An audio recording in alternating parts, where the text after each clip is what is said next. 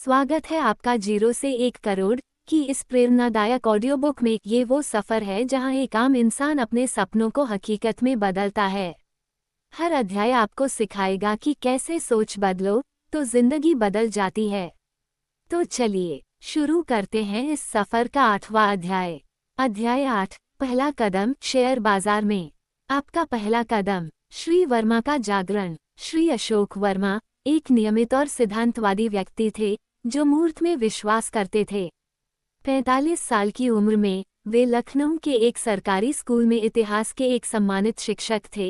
एक ऐसा शहर जो उनके जैसा ही एक सौम्य धीमी गति से आगे बढ़ता था।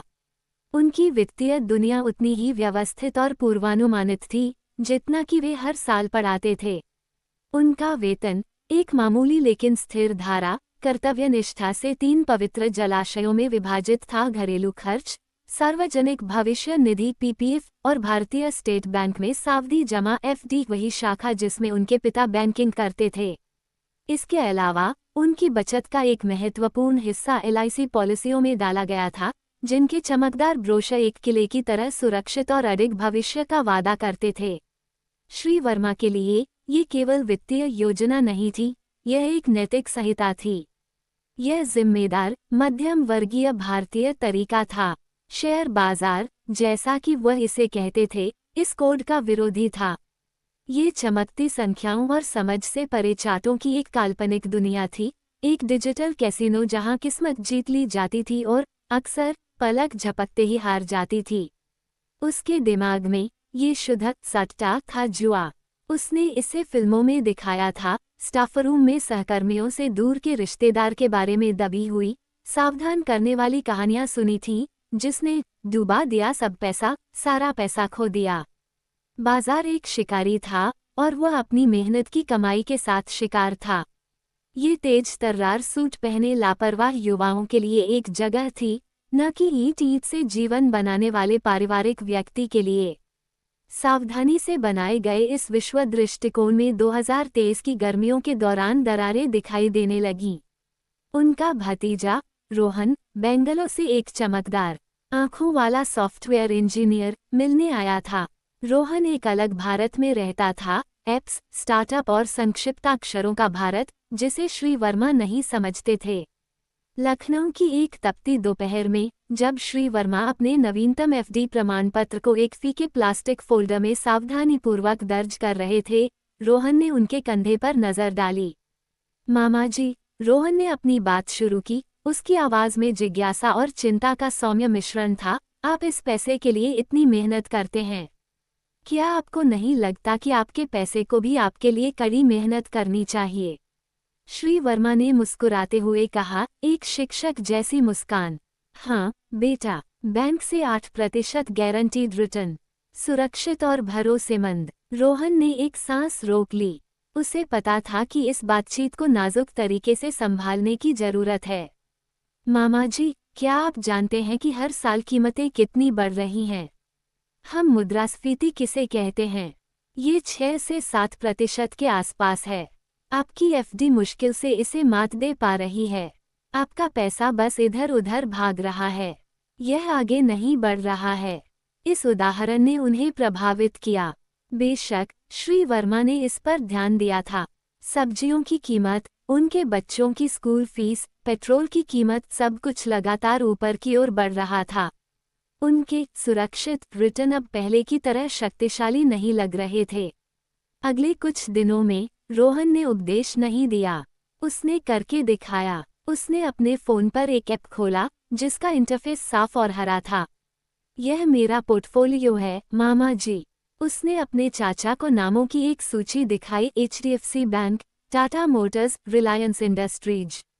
उनके आगे आंकड़े थे, कुछ हरे कुछ लाल, लेकिन कुल मिलाकर नीचे का कुल मूल्य पिछले 3 वर्षों में उनके द्वारा लगाए गए मूल्य से काफी अधिक था। ये सट्टा नहीं है मामा जी, रोहन ने अपने चाचा के संदेह को समझते हुए समझाया। जब मैं एशियन पेंट्स का शेयर खरीदता हूँ तो मैं सिर्फ स्क्रीन टिकर पर दांव नहीं लगा रहा होता, मैं कंपनी का एक छोटा सा मालिक बन रहा होता हूँ। जब भी भारत में कोई अपने घर के लिए पेंट का डिब्बा खरीदता है तो उस मुनाफे का एक छोटा सा हिस्सा मेरा होता है। जब आप HDFC बैंक का नया ATM देखते हैं तो मैं उस मशीन का एक छोटा सा हिस्सा अपने पास रखता हूँ। ये वो कंपनियां हैं जो भारत का निर्माण कर रही हैं। आप इतिहास पढ़ाते हैं मामा जी। ये हमारे देश के आर्थिक इतिहास में आपकी भागीदारी है। आर्थिक इतिहास में भागीदारी वाक्यांश श्री वर्मा के साथ गहराई से गूंजता था। इसने पूरी अवधारणा को नया रूप दिया।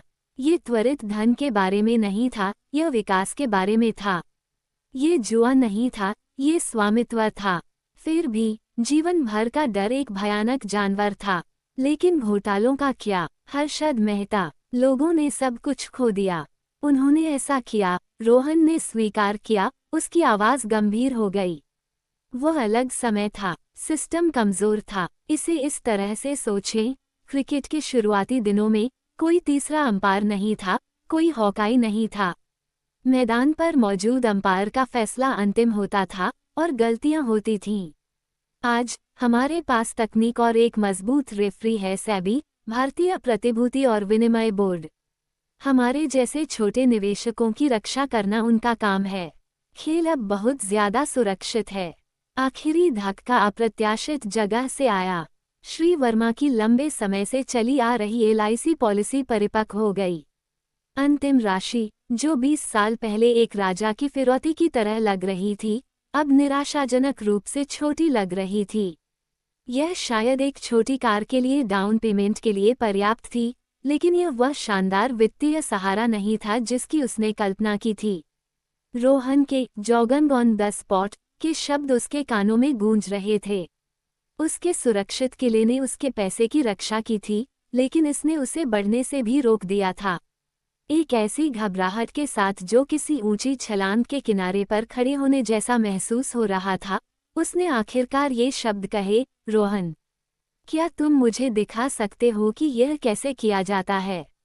रोहन का चेहरा खिल उठा। उस शाम वे साथ बैठे। रोहन ने उसे किसी खास स्टॉक की ओर नहीं धकेला। इसके बजाय उसने इंडेक्स फंड नामक एक अवधारणा पेश की। मामा जी, निफ्टी 50 को भारतीय क्रिकेट टीम के शीर्ष 50 खिलाड़ियों की टीम के रूप में सोचें। इसमें सर्वश्रेष्ठ बल्लेबाज, सर्वश्रेष्ठ गेंदबाज, हर क्षेत्र के सर्वश्रेष्ठ ऑलराउंडर हैं। बैंकिंग, IT, फार्मा, हर क्षेत्र से। यह अनुमान लगाने की कोशिश करने के बजाय कि कौन सा खिलाड़ी शतक बनाएगा, क्यों न पूरी टीम के जीतने पर दांव लगाया जाए। इंडेक्स फंड आपको ऐसा करने की अनुमति देता है। आप एक बार में सभी 50 शीर्ष कंपनियों में निवेश करते हैं। अगर भारतीय अर्थव्यवस्था अच्छा करती है तो टीम अच्छा करती है और आपका निवेश बढ़ता है। ये बहुत ही सरल था। इसने गलत स्टॉक चुनने की भयावह संभावना को खत्म कर दिया। ये संपूर्ण भारतीय विकास की कहानी में विश्वास का मत था। रोहन ने उन्हें ग्रो ऐप डाउनलोड करने में मार्गदर्शन किया। उन्होंने उनके पैन और आधार कार्ड का उपयोग करके 15 मिनट से भी कम समय में KYC प्रक्रिया पूरी कर ली।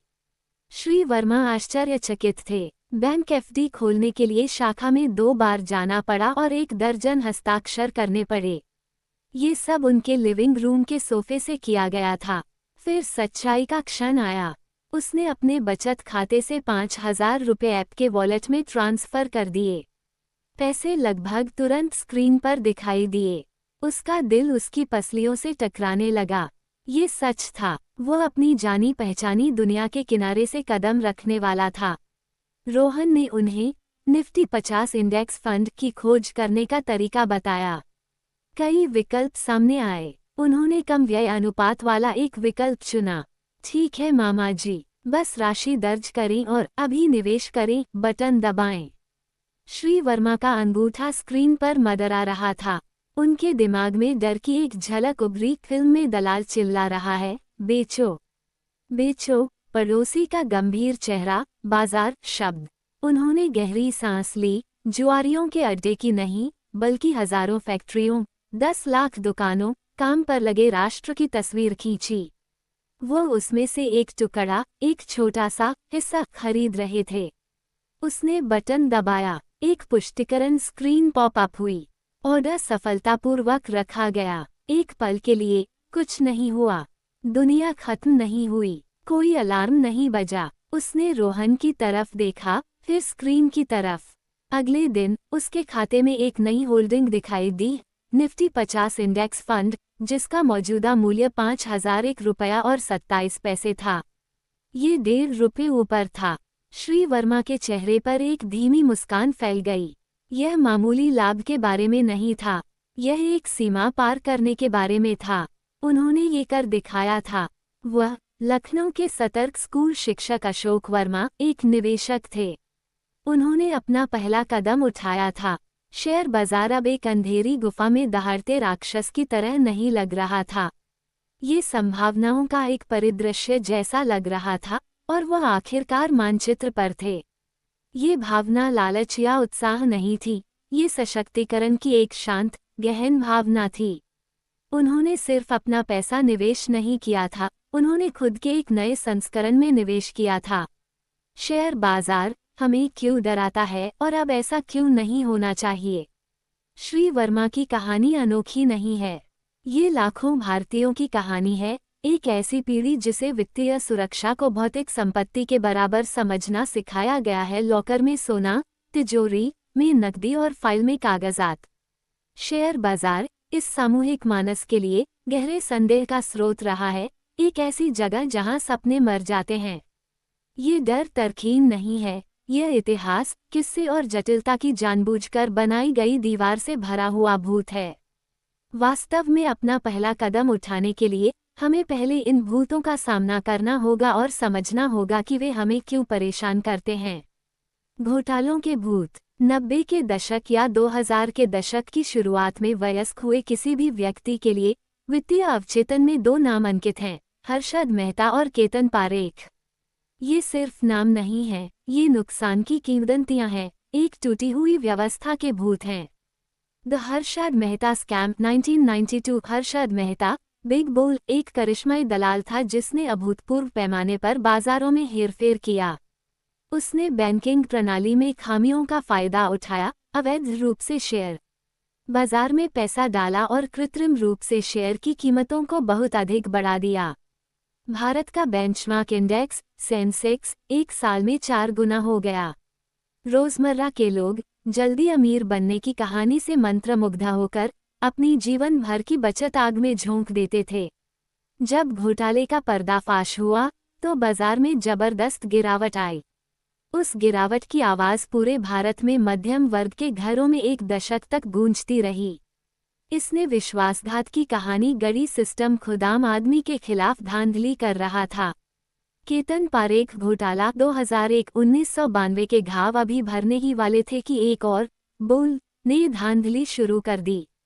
मेहता के एक शिष्य केतन पारेख ने भी इसी तरह की चाल चली।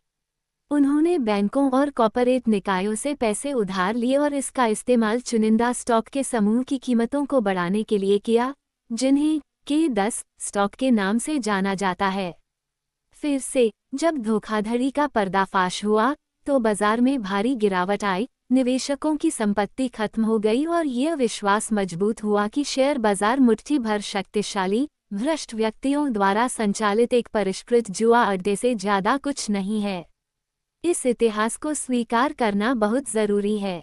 ये घटनाएं हुई, लोगों ने पैसे खो दिए, लेकिन संदर्भ को समझना भी उतना ही जरूरी है।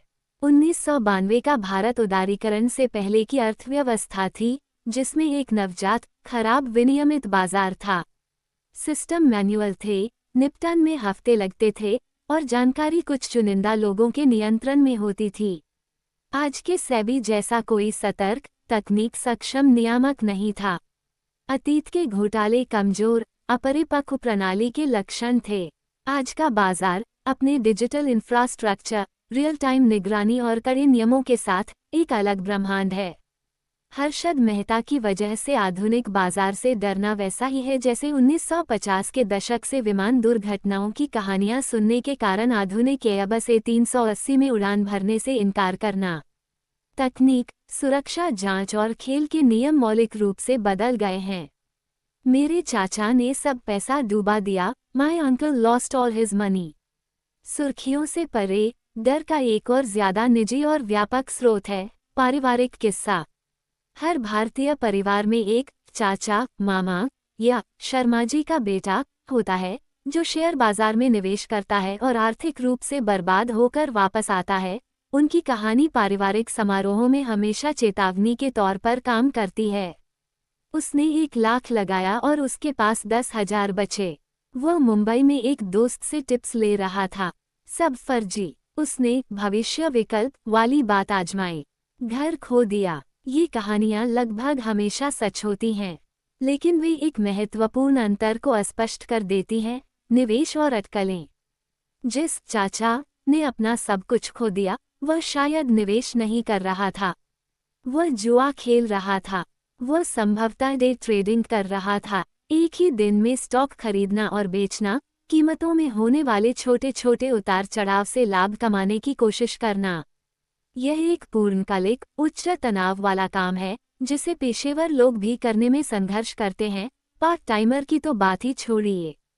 वह हॉट टिप्स पर काम कर रहे थे। उसे अपने फोन पर या किसी दोस्त से एक संदेश मिला कि एक मल्टीबैगर स्टॉक चांद पर जा रहा है। उसने बिना ये जाने कि कंपनी क्या करती है, कैसे पैसे कमाती है या ये लाभदायक भी है या नहीं, निवेश किया। यह विश्लेषण नहीं है, यह अफवाह है। वह लीवरेज वायदा और विकल्प का उपयोग कर रहा था। उन्होंने डेरिवेटिव्स की जटिल दुनिया में कदम रखा, एक ऐसा उपकरण जो लाभ को बढ़ा सकता है लेकिन नुकसान को भी तेजी से बढ़ा सकता है। यह एक नौसिखिए ड्राइवर की तरह है जो फॉर्मूला 1 कार में रेस लगाने की कोशिश कर रहा है। दुर्घटना कोई जोखिम नहीं है, यह एक निश्चितता है। उसके पास कोई योजना नहीं थी और वह घबरा गया जब हर कोई खुश था। तब उन्होंने ऊंचे दाम पर खरीदारी की और जब बाजार में अनिवार्य रूप से सुधार हुआ तो उन्होंने कम दाम पर बेच दिया, जिससे शुद्ध भय के कारण उनका घाटा बढ़ता गया। अनुशासित दीर्घकालिक निवेश इस व्यवहार के बिल्कुल विपरीत है। यह अच्छे व्यवसायों या उनमें से एक टोकरी, जैसे कि एक इंडेक्स फंड में, को खरीदने और उन्हें वर्षों तक रखने, उन्हें बढ़ने देने के बारे में है। यह उबाऊ, धीमा और व्यवस्थित है। इसमें कैसीनो का रोमांच नहीं है। यही कारण है कि यह काम करता है। हम जो सावधानी भरी कहानियां सुनते हैं वे निवेश की विफलता की कहानियां नहीं हैं, वे सट्टा मूर्खता की कहानियां हैं। शब्दजाल जंगल। आखिरी दीवार जो कई लोगों को बाहर रखती है वह है भाषा की दीवार। वित्तीय दुनिया में शब्दजाल का बहुत बड़ा संबंध है जो विशिष्टता का एक भयावह आभामंडल बनाता है। पीई अनुपात, ईपीएस, आरओसीई, डेरिवेटिव्स, विकल्प, वायदा, आर्बिट्रेज, हेजिंग। ये शब्द बिजनेस न्यूज चैनलों और वित्तीय पत्रों में इधर उधर फेंके जाते हैं, जिससे औसत व्यक्ति खुद को अयोग्य और बौद्धिक रूप से अवांछित महसूस करता है। ऐसा लगता है कि आपको खाता खोलने के लिए वित्त में एमबीए की आवश्यकता है। यहाँ एक सरल, मुक्तिदायक सत्य है, सुरक्षित और सफलतापूर्वक शुरुआत करने के लिए आपको इनमें से लगभग कुछ भी जानने की आवश्यकता नहीं है। इसे कार चलाने जैसा समझें। एक अच्छा, सुरक्षित ड्राइवर बनने के लिए आपको स्टीयरिंग व्हील, एक्सीलेटर, ब्रेक और गियर का उपयोग करना आना चाहिए। आपको ट्रैफिक सिग्नल और सड़क के बुनियादी नियमों को समझना होगा। नहीं, आपको एक मैकेनिकल इंजीनियर होना चाहिए जो आंतरिक दहन इंजन, ट्रांसमिशन सिस्टम या डिफरेंशियल के जटिल कामकाज को समझता हो। इसी तरह एक अच्छा निवेशक बनने के लिए आपको मूल बातें समझने की ज़रूरत है। स्टॉक क्या है, इंडेक्स क्या है और एक साधारण ऐप के जरिए ऑर्डर कैसे दें। आपको दीर्घकालिक विकास के मूल सिद्धांत को समझने की ज़रूरत है।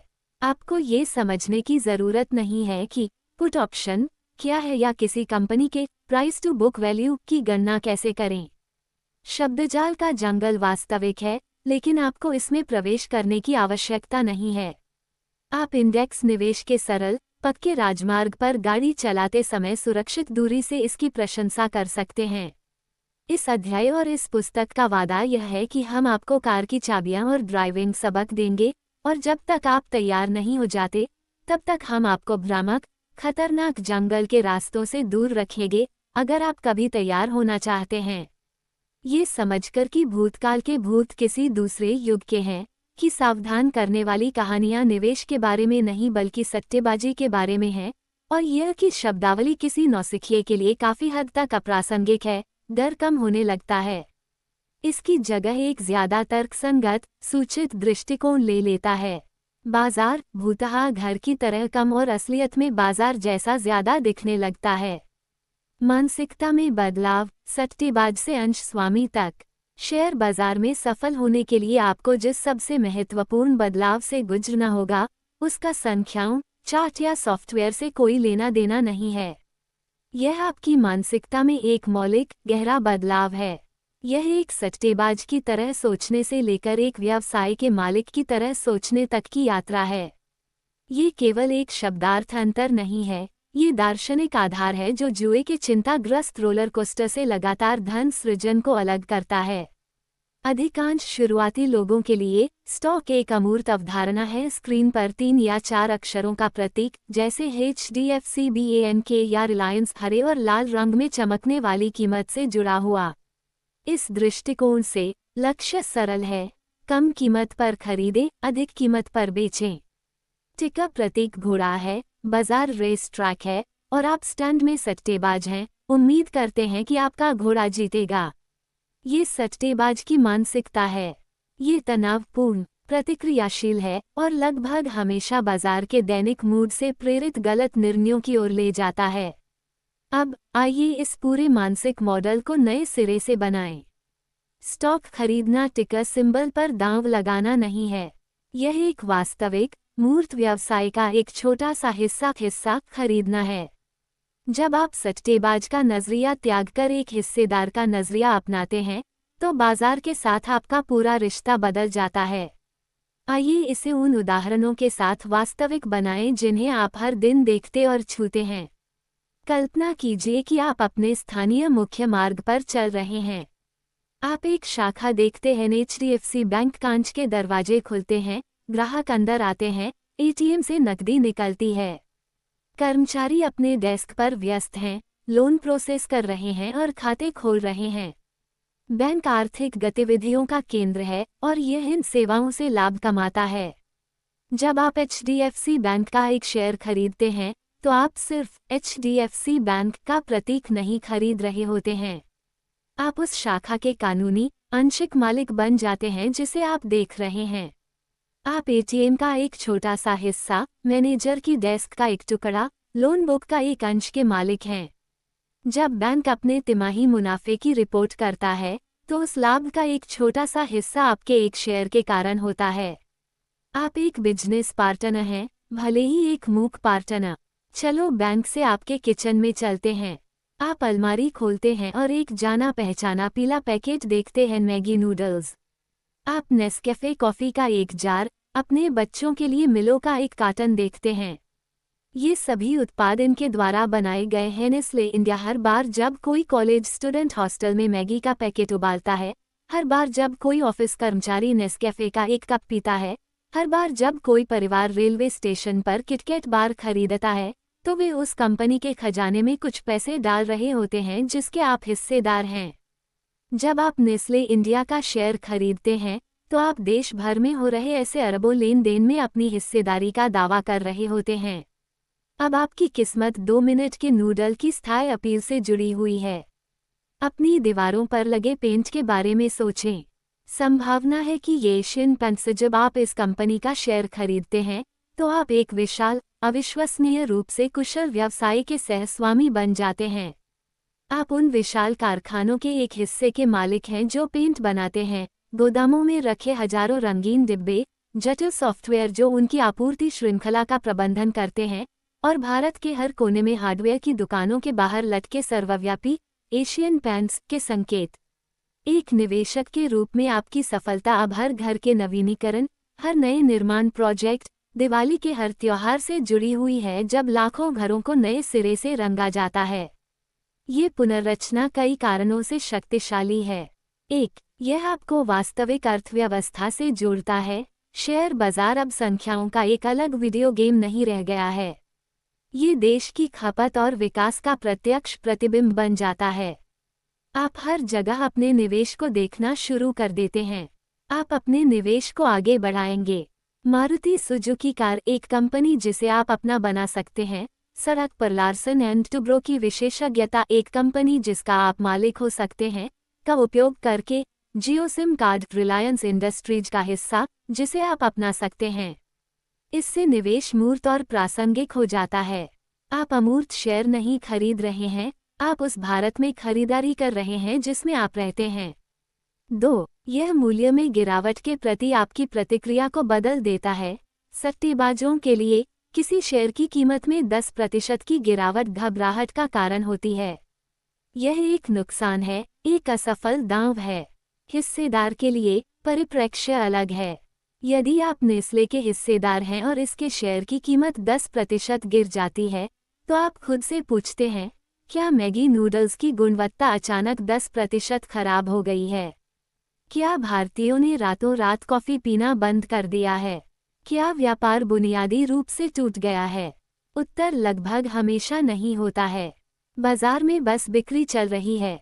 व्यापार वही है, लेकिन इसका एक हिस्सा खरीदने की कीमत बस सस्ती हो गई है।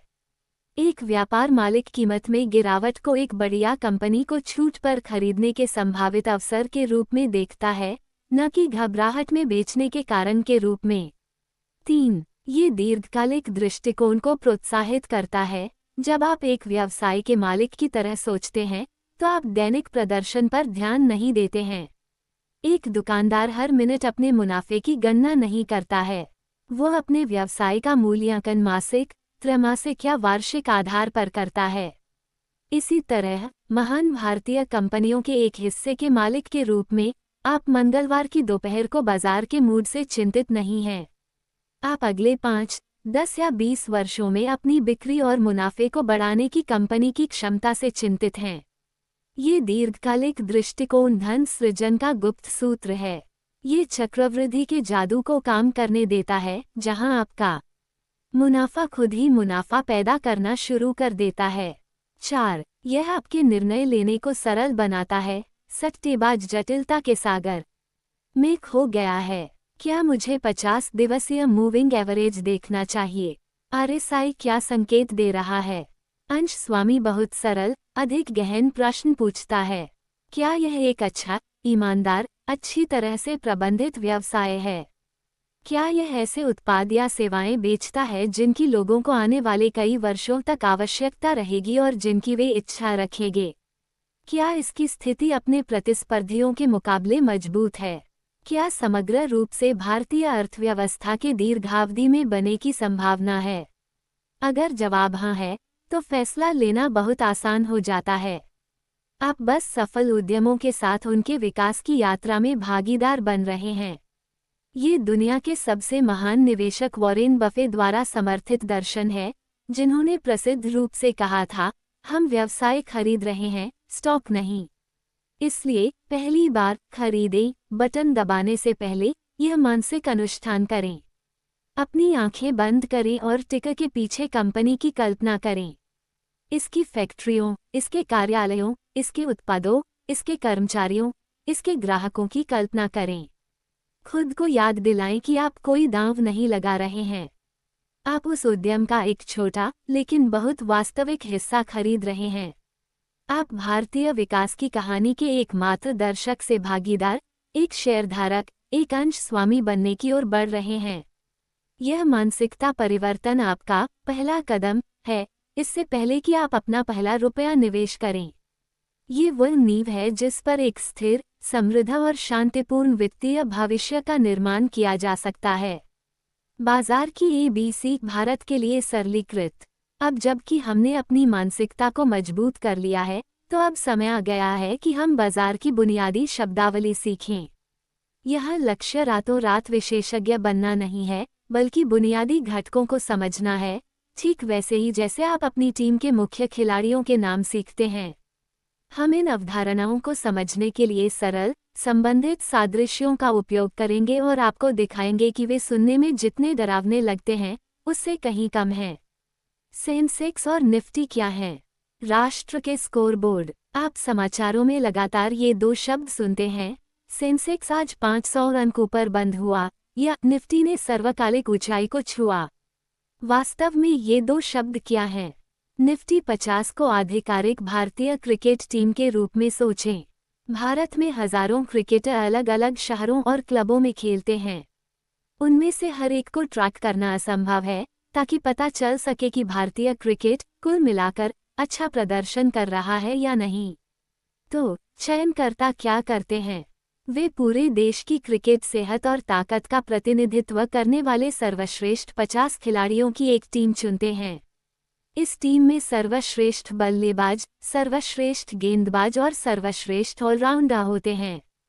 द निफ्टी 50 भारतीय अर्थव्यवस्था के लिए भी यही सच है। स्टॉक एक्सचेंज में 5000 से ज्यादा कंपनियां सूचीबद्ध हैं। उन सभी को ट्रैक करना असंभव है। इसलिए नेशनल स्टॉक एक्सचेंज NSE 50 सबसे बड़ी, सबसे महत्वपूर्ण और सबसे ज्यादा सक्रिय रूप से कारोबार करने वाली कंपनियों को चुनकर एक इंडेक्स बनाता है। यह इंडेक्स एक नमूना है, एक स्नैपशॉट जो पूरे बाजार के समग्र स्वास्थ्य का प्रतिनिधित्व करता है। इसमें हर प्रमुख क्षेत्र की कंपनियां शामिल हैं। Banking, HDFC bank, ICICI bank. यह है Tata consultancy services TCS Infosys. उपभोक्ता वस्तुओं, Hindustan Unilever, Nestle. Automobile, Maruti Suzuki, Tata Motors और भी कई। जब आप सुनते हैं कि निफ्टी ऊपर है, तो इसका सीधा मतलब है कि औसतन भारत की शीर्ष 50 कंपनियों का दिन अच्छा रहा। टीम ने अच्छा प्रदर्शन किया। जब निफ्टी नीचे है, तो इसका मतलब है कि टीम का दिन खराब रहा। सेंसेक्स बहुत समान है। ये बॉम्बे स्टॉक एक्सचेंज BSE का सूचकांक है और यह शीर्ष 30 कंपनियों से बना है। इसे थोड़ा छोटा, अधिक वरिष्ठ दल के रूप में सोचें। शुरुआती लोगों के लिए सभी व्यावहारिक उद्देश्यों के लिए निफ्टी और सेंसेक्स एक ही दिशा में चलते हैं और एक ही उद्देश्य पूरा करते हैं, हमें बाजार के समग्र मूड और दिशा के बारे में बताना।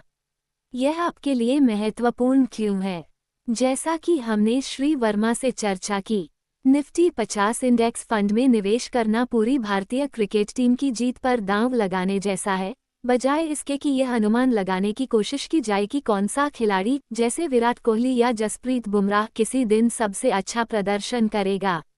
निफ्टी में निवेश करके आप अपने पैसे को देश की 50 सबसे शक्तिशाली कंपनियों में अपने आप विविधता प्रदान कर रहे हैं।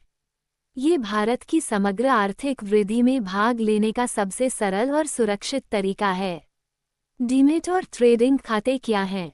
लॉकर और रिमोट कंट्रोल। अगर आप शेयर खरीदने जा रहे हैं, तो आपको उन्हें रखने के लिए एक जगह और उन्हें खरीदने के लिए एक तंत्र की आवश्यकता होगी। यहीं पर डीमेट और ट्रेडिंग खाते काम आते हैं। अपने डीमेट खाते को एक उच्च सुरक्षा वाले डिजिटल लॉकर के रूप में समझें, जैसा कि आप बैंक में रखते हैं। पुराने दिनों में जब आप शेयर खरीदते थे, तो आपको एक भौतिक कागज प्रमाण पत्र मिलता था। ये बोझिल, जोखिम भरा वेक हो सकते थे, चोरी हो सकते थे या जाली हो सकते थे और धीमा था। इसे हल करने के लिए डिमेटीरियलाइजेशन या डीमेट की अवधारणा शुरू की गई थी। आपका डीमेट खाता एक सुरक्षित खाता है, जहां आपके शेयर इलेक्ट्रॉनिक या डिमेटीरियलाइज्ड प्रारूप में रखे जाते हैं। ये ठीक वैसे ही है जैसे आपका पैसा आपके बैंक खाते में इलेक्ट्रॉनिक रूप से रखा जाता है। आप मुद्रा नोटों को भौतिक रूप से नहीं रखते हैं, बैंक उन्हें आपके लिए रखता है और आपकी पासबुक या ऐप केवल शेष राशि दिखाती है। इसी तरह आपका डीमेट खाता आपके शेयर रखता है और आप अपने ब्रोकर के ऐप पर अपनी होल्डिंग्स देख सकते हैं। ये खाता दो सरकारी समर्थित डिपॉजिटरी NSDL या CDSL में से किसी एक के साथ खोला जाता है, जो आपकी होल्डिंग्स के लिए उच्चतम स्तर की सुरक्षा सुनिश्चित करता है। अपने ट्रेडिंग खाते को अपने लॉकर के रिमोट कंट्रोल के रूप में सोचें। डीमेट खाता भंडारण इकाई है, लेकिन यह अपने आप ऑर्डर नहीं दे सकता। शेयर खरीदने या बेचने के लिए आपको स्टॉक एक्सचेंज से बातचीत करने के लिए एक इंटरफेस की आवश्यकता होती है। यह आपका ट्रेडिंग खाता है। जब आप रिलायंस इंडस्ट्रीज का शेयर खरीदने का फैसला करते हैं, तो आप ऑर्डर देने के लिए अपने ट्रेडिंग अकाउंट अपने ब्रोकर के ऐप जैसे कि जीरोधा या ग्रो के माध्यम से का उपयोग करते हैं। ट्रेडिंग अकाउंट आपके ऑर्डर को स्टॉक एक्सचेंज NSE या BSE को भेजता है। ऑर्डर निष्पादित होने के बाद एक्सचेंज डिपॉजिटरी को सूचित करता है। फिर शेयर विक्रेता के डीमैट खाते से डेबिट हो जाते हैं और आपके डीमैट खाते में जमा हो जाते हैं। तो प्रक्रिया इस प्रकार है। 1. आप अपने कीबोर्ड का उपयोग करके आदेश देते हैं। रिमोट कंट्रोल ट्रेडिंग खाता। 2. एक्सचेंज एक विक्रेता ढूंढता है। 3. शेयर आपके खाते में स्थानांतरित कर दिए जाते हैं। डिजिटल लॉकर डीमैट खाता। जब आप किसी ब्रोकर के पास खाता खोलते हैं तो वे आमतौर पर एक सहज प्रक्रिया में आपके लिए ये दोनों खाते एक साथ खोलते हैं। आपको उनके लिए अलग से आवेदन करने की ज़रूरत नहीं है। बस याद रखें, डीमैट होल्डिंग के लिए है, ट्रेडिंग करने के लिए है। सेबी कौन है? बाजार का अंपायर। अतीत के घोटालों के बारे में सुनने के बाद एक स्वाभाविक सवाल उठता है, इसका प्रभारी कौन है? कौन सुनिश्चित करता है कि खेल निष्पक्ष हो? इसका उत्तर है सेबी। सेबी भारतीय प्रतिभूति एवं विनिमय बोर्ड को भारतीय वित्तीय बाजार के सख्त एवं शक्तिशाली पंच के रूप में सोचें। अंपायर के बिना एक उच्च दांव वाले क्रिकेट मैच की कल्पना करें। खिलाड़ी धोखा देंगे, नियम तोड़े जाएंगे और दर्शकों, निवेशकों को परिणाम पर कोई भरोसा नहीं होगा। सेबी की स्थापना भारत सरकार ने 1992 में हर्षद मेहता घोटाले के मद्देनज़र उस शक्तिशाली अंपायर के रूप में की थी। सेबी का मुख्य काम आपको यानी खुदरा निवेशक को सुरक्षा प्रदान करना है। ये कई तरीकों से ऐसा करता है। ये नियम निर्धारित करता है, सेबी सभी प्रतिभागियों, कंपनियों, दलालों और निवेशकों के लिए खेल के नियम परिभाषित करता है। ये बेईमानी पर नज़र रखता है, इसमें व्यापारिक गतिविधियों पर नज़र रखने तथा हेराफेरी करने वालों या धोखाधड़ी करने की कोशिश करने वाले किसी भी व्यक्ति को पकड़ने के लिए परिष्कृत निगरानी प्रणालियां हैं। ये दंड लागू करता है, यदि कोई नियम तोड़ता है तो सेबी के पास उस पर भारी जुर्माना लगाने और यहां तक कि उसे बाजार से प्रतिबंधित करने का अधिकार है।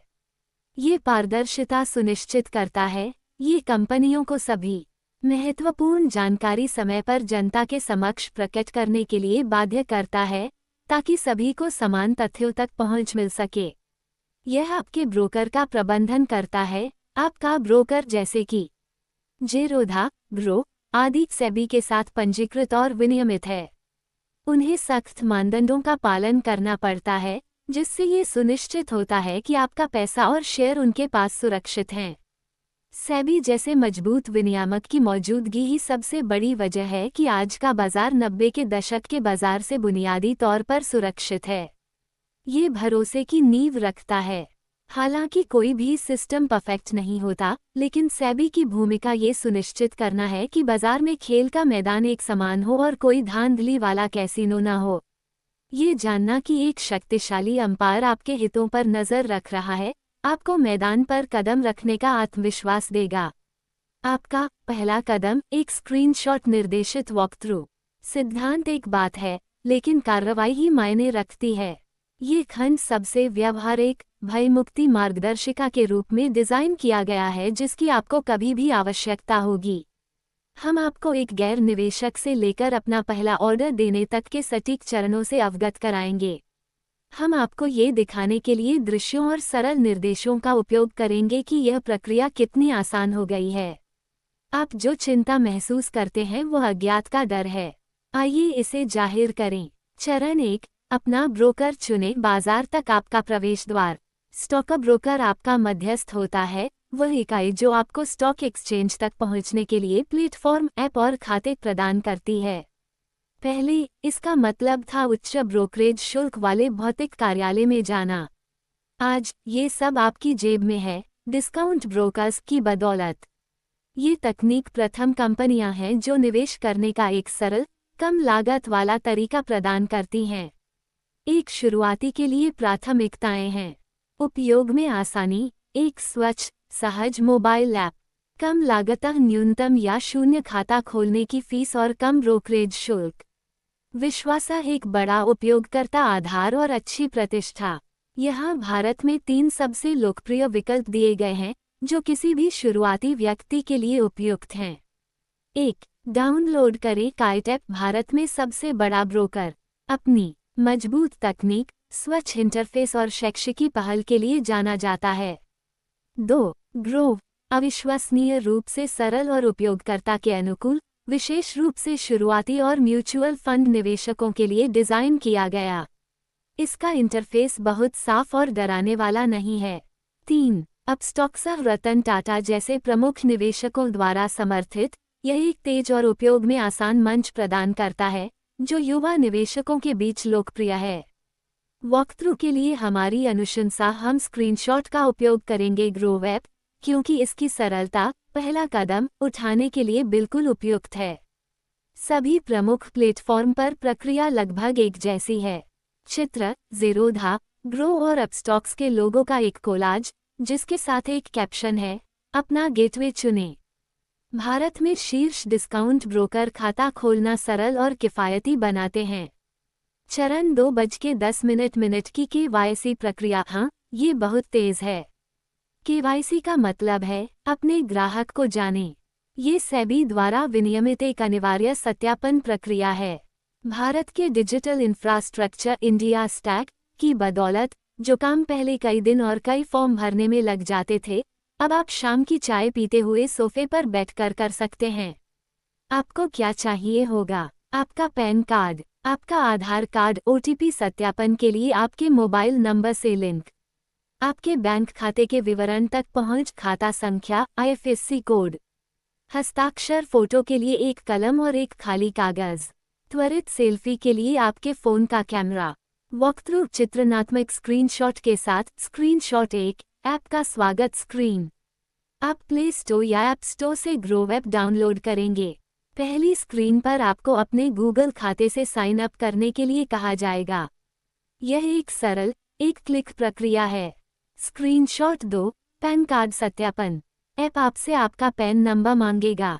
इसे सावधानी से दर्ज करें। ये तुरंत सरकारी डेटाबेस से आपका नाम सत्यापित कर देगा। कैप्शन, अपना पैन नंबर दर्ज करें। ऐप वास्तविक समय में आपके विवरण की पुष्टि करेगा। स्क्रीनशॉट 3, आधार ई-साइन। ये जादुई कदम है। ऐप आपको डिजिलॉकर पोर्टल पर रिडायरेक्ट करेगा। आप अपना आधार नंबर दर्ज करेंगे और आपके आधार से जुड़े मोबाइल नंबर पर एक OTP वन टाइम पासवर्ड भेजा जाएगा। इस OTP को दर्ज करके आप अपने आवेदन पर डिजिटल हस्ताक्षर कर रहे हैं।